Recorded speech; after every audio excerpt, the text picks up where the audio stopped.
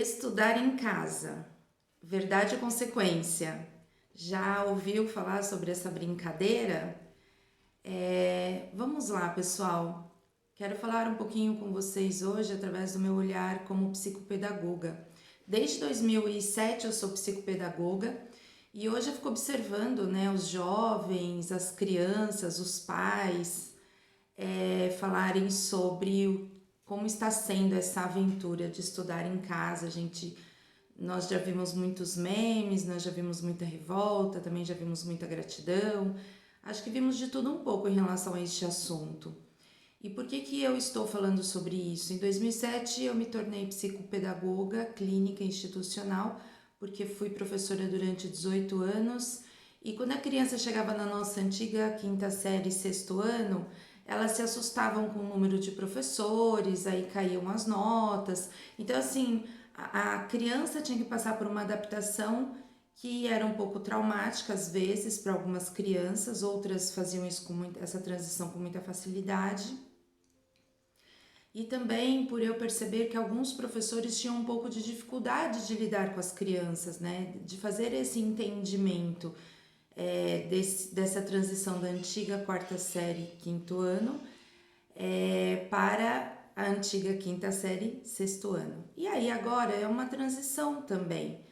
E algumas pessoas que de repente eu tratei, que de repente de alguma maneira eu acompanhei, hoje têm me buscado para falar sobre essas dificuldades. Então eu quero dar algumas dicas através das vivências que eu tenho tido nessa pandemia, dos atendimentos, dos próprios feedbacks de crianças e de jovens, né? Então assim, gente, o que a escola acaba trazendo de recurso que a criança está sentindo muita falta e o jovem também? A companhia, os grupos, pertencer a algo que é só deles. É tão interessante isso, né? Então eles falam assim, a videoaula é um tédio, eu não consigo acompanhar, não consigo prestar atenção, não tenho vontade nem de ligar o computador, não quero participar, não tenho esse desejo. E aí eu questiono, né?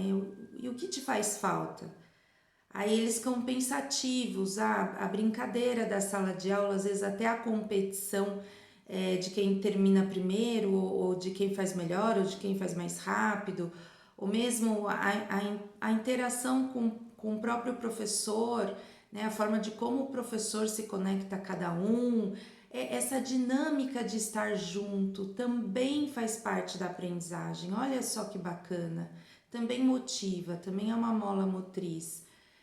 Eu não vou falar sobre os pontos negativos, ok? Isso que eu estou fazendo aqui é apenas uma contribuição através de um olhar e de uma experiência que eu estou tendo. Então, gente, eu comecei a pedir para esses jovens, para essas crianças me ajudarem a entender. E eles estão trazendo percepções e observações deles muito interessantes. Sabe que até a questão de um ajudar o outro, porque a minha amiga sabia me explicar matemática como ninguém, porque às vezes eu não entendia e depois o meu amigo falava sobre isso e aí eu achava que fazia mais sentido o meu amigo me contando do que às vezes a professora, apenas porque talvez ele estivesse escutando por uma segunda vez através de uma outra voz. Então, assim, essa interatividade, essa convivência em grupo, fica claro que é importante. E como então amenizar esta falta? E como então, para algumas crianças, a gente fazer com que eles possam se responsabilizar pelo seu momento? Então, vão algumas dicas, ok? Primeiro, cada criança tem um perfil de aprendizagem. Busque entender qual é o perfil do seu filho. Busque perceber se ele é mais auditivo, se ele é mais sinestésico, que ele precisa sentir, ele precisa escrever, ele precisa perceber nele o que está ali sendo dito, né? Perceba se ele é visual, se você realmente tem que escrever para que ele entenda, tem que desenhar para que ele entenda. Todos nós somos assim, são os nossos recursos de aprendizagem, os nossos canais de aprendizagem. Percebendo o perfil maior do seu filho, porque temos todos os perfis, mas sempre um, dois são maiores, então este talvez seja o melhor caminho para você seguir com o seu filho. Então, ao invés de você só ficar escrevendo ou fazer escrevendo em silêncio, se ele for auditivo, você tem que escrever falando, explicando. É uma criança que precisa ouvir, né? É uma criança que você precisa tirar os barulhos do entorno dela, se ela for auditiva. Televisão ligada, rádio ligado, cachorro latindo. Então, deixa um ambiente auditivo mais tranquilo para ela poder focar naquilo. Se for uma pessoa que é visual, tire um pouco também da poluição visual. Então, também televisão ligada por causa da imagem, das cores que chama atenção, computador ligado. Então, procure deixar um ambiente com menos recursos visuais para despertar atenção. Se a pessoa é sinestésica, conforme você fala, conforme você mostra, você também pode tocar, você também pode pedir para que a criança escreva, para que a criança fale, para que ela faça parte, para que ela sinta aquilo que ela está aprendendo. Então, esses são os recursos dos nossos canais de aprendizagem, tá? A gente tem várias teorias aí, isso aqui é só uma dica, tudo bem? Uma outra circunstância, gente, se a criança vai aprender, nós temos algumas coisas que nos desconcentra, né? Nos desconcentra completamente. Nós que somos adultos temos dificuldade. Criança, então, nem se fala. Então, por exemplo, sono, fome, cansaço, cabeça cheia, irritabilidade. Isso tudo traz e dificulta a absorção. Então, quando a criança está com muito cansaço, está com fome, está com sono, não é hora de sentar para fazer lição. Vamos cuidar disso, né? Vai tirar um cochilo aí de meia hora, 40 minutos, vai tomar um banho, vai se alimentar, vai ficar numa condição mais adequada, tá certo? Algumas crianças não lidam muito bem com uma voz muito imperativa, muito incisiva, muito, né, Oda Odesse. Eu falo, como que é aquele velho ditado? Obedece quem tem juízo, fala quem pode, obedece quem tem juízo. Tem criança que tem dificuldade com essa figura muito autoritária, precisa ser uma coisa mais de parceria. Então perceba isso, porque muitas vezes a criança já vem com uma liderança natural, também com um poder de autoridade natural que é dela, então aí pega dois e aí entra em conflito. Então não funciona. Então assim, tem que ser parceria nesse caso. Tem criança que ela nasce apoiadora, ela é uma apoiadora natural. Então, o apoiador, ele gosta de fazer junto, ele não gosta de fazer sozinho. Ele gosta de estar junto, ele não gosta de estar sozinho. Então, é aquela criança que você vai pôr o seu computador ao lado da criança e você fala assim para ela, olha, enquanto você estuda eu trabalho, e quando você tiver dúvida você me fala, e quando eu vir alguma coisa aqui interessante no meu trabalho eu te conto. Então assim, você me apoia a ter um momento de trabalho mais gostoso e eu te apoio nos seus estudos. Então é uma criança que gosta de fazer junto. Tudo isso é observação, tá? A gente precisa olhar apenas com carinho pra gente perceber isso. Já existe a criança que ela é meio estrategista, ela precisa de uma rotina, ela necessita de organização, ela não funciona sem organização. E eu acredito que rotina é bom para todo mundo. A escola tem rotina, né? Segunda-feira, as primeiras 2 aulas língua portuguesa, a terceira aula educação física, a quarta aula inglês. Então eles têm já um cronograma, eles têm uma grade de horário, eles têm um ritual, né? Cada professor tem o seu ritual. Olha, gente, então hoje a gente vai desenhar um mapa, vamos pegar o caderno de cartografia, vamos pegar os lápis de cor. Então hoje nós vamos fazer a apostila, então peguem a apostila. Então assim, tem todo uma rotina. Então a criança em casa precisa ter rotina também.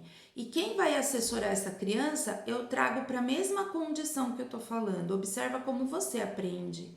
Observa como você está. Se você está cansado, se você está com fome, se você está irritado, se você está muito preocupado, vá fazer algo para diminuir essa carga, essa tensão. Vá tomar um banho gostoso, vá de repente, sei lá, ver um vídeo alegre, uma comédia, dar risada um pouco, tomar uma aguinha gelada, fazer uma refeição gostosa, para que aí você também esteja disposto. É muito melhor você, às vezes, dar um tempinho para você de 1 hora, para você se restabelecer, se recompor, se refazer, para que depois você possa fazer essa prática com o seu filho, de estar bem, de estar para ele, de estar, enfim. Então, assim, gente, alguns pais têm me procurado dizendo, né, olha, eu não sei mais o que fazer, não quer mais estudar, tá muito irritado, o que eu faço com isso? Olha, gente, eu penso em 2 situações. Uma, não adianta querer espremer, sabe? Não adianta querer espremer.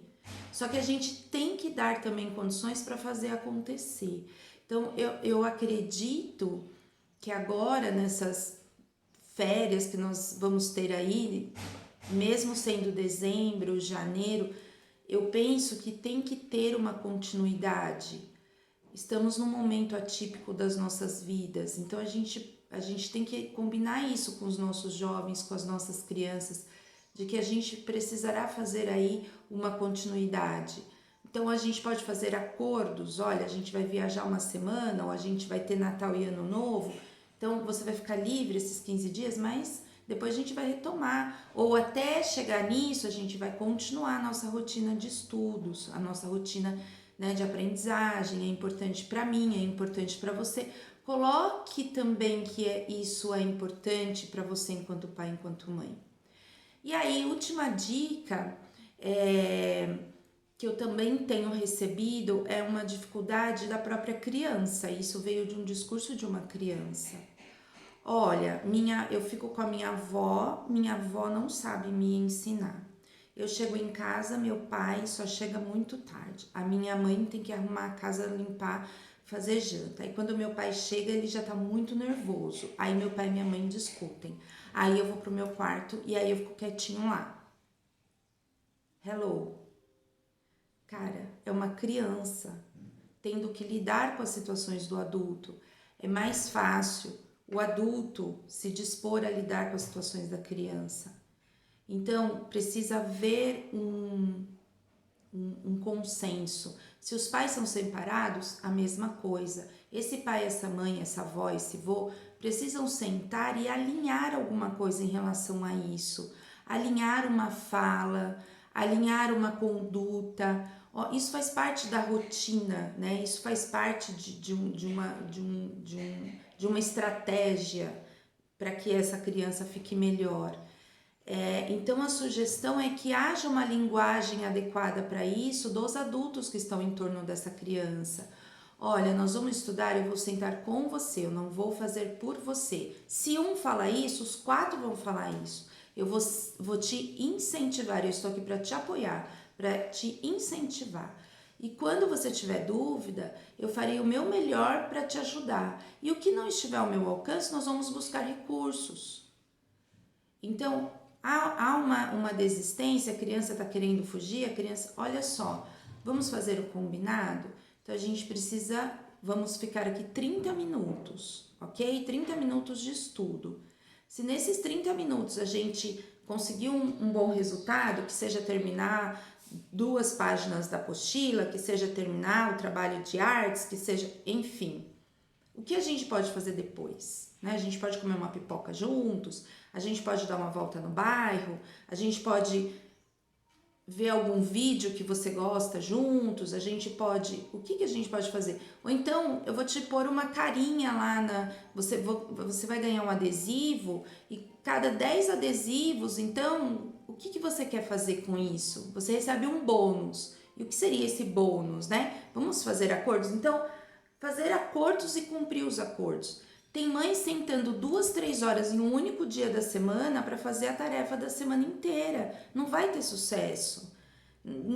Para a própria criança, isso é um martírio, porque vai chegando o dia, ela já vai ficando irritada, doente, vai ficando, mil coisas vão aparecendo, porque tá chegando o dia de sentar para fazer lição. Toda quarta-feira vai ficar porque é o dia que a mãe às vezes chega mais cedo, então vai ficar 3 horas. Poxa, gente, eu sei que é difícil para a mãe, eu sei que é difícil para todo mundo. O que nós precisamos agora é encontrar um meio do caminho, né?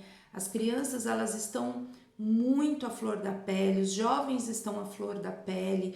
Essa instabilidade, esse não saber o que vai acontecer, está trazendo muito essa condição. Então, assim, é uma dica para que isso seja, de repente, apenas um ponto de reflexão. Não tem aqui nenhuma verdade instantânea, um passe de mágica, né? Não. Existe aqui um desejo muito grande de contribuir, de repente trazer alguma dica que de repente funcione para o seu filho, funcione para o seu sobrinho, funcione para o seu neto, para a sua neta. E além de ser psicopedagoga, de ser terapeuta, de ter sido educadora durante 18 anos da minha vida, eu também sou mãe, também sou avó e tenho esse desejo de contribuir com esse universo. Eu sou a terapeuta Irla Souza. Gratidão.